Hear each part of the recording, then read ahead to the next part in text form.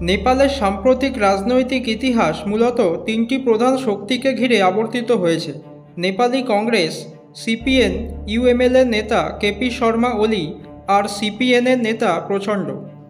2017 সালের নির্বাচনে ওলি ও প্রচণ্ড মিলে বামপন্থী জোট গঠন করে বিপুল জয়লাভ করেন এবং একীভূত হয়ে নেপাল কমিউনিস্ট পার্টি তৈরি করেন।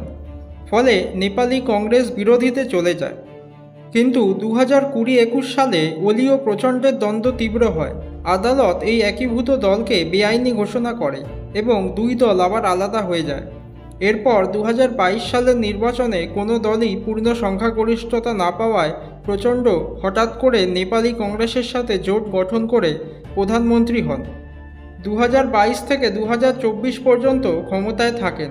তখন ওলি বাইরে ছিলেন।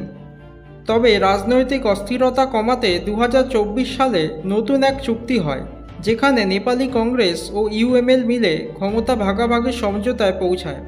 এর ফলে 2024 সালের জুলাইতে ওলি আবার প্রধানমন্ত্রী হন এবং 2025 সালের মধ্যে নেপালি কংগ্রেস নেতা শেখ বাহাদুর দেউবার প্রধানমন্ত্রী হওয়ার কথা ছিল।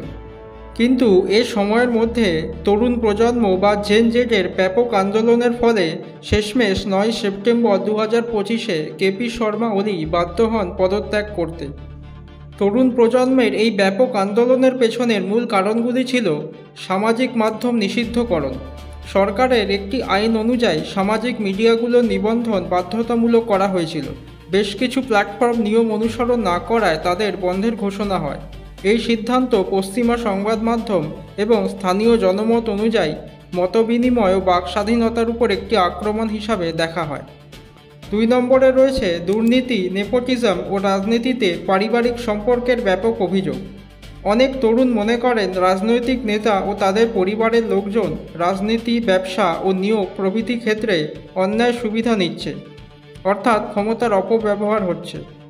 3 নম্বরে আর্থসামাজিক সমস্যা। কর্মসংস্থানের অভাব, বিশেষ করে যুব সমাজে। আয় বৈষম্য, সাধারণ মানুষের জীবনযাত্রার ও খরচের চাপ বাড়ছে। ক্ষুদ্র নগর এলাকার বা দূরবর্তী এলাকায় তথ্য ও সুযোগের অভাব। চতুর্থত, শাসন ব্যবস্থায় স্বচ্ছতার অভাব।